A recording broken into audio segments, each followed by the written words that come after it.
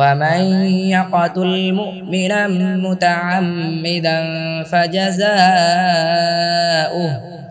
فجزاؤه جهنم خالدا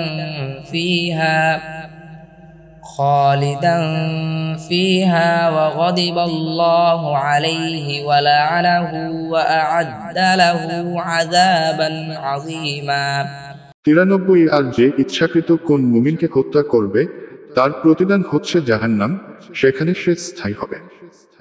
আর আল্লাহ তার উপর ক্রুদ্ধ হবেন, তাকে নত করবেন এবং তার জন্য বিশাল আযাব প্রস্তুত করে রাখবেন।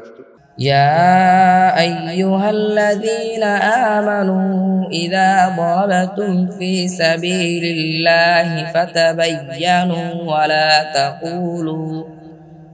ولا تقولوا لمن ألقى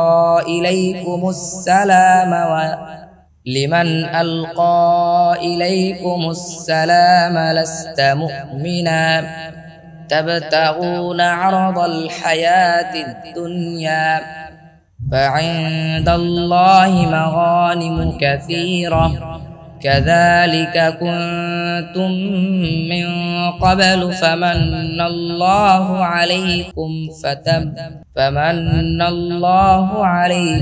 فتبينوا إن الله كان بما تعملون خبيرا 94 হে মুমিনগণ, যখন তোমরা আল্লাহর রাস্তায় বের হবে তখন যাচাই করবে এবং যে তোমাদেরকে সালাম দেবে দুনিয়ার জীবনের সম্পদের আশায় তাকে বলবে না যে তুমি মুমিন নও। বস্তুত আল্লাহর কাছে প্রচুর গনিমত আছে, তোমরা তো পূর্বে এরূপই ছিলে, অতঃপর আল্লাহ তোমাদের প্রতি অনুগ্রহ করলেন।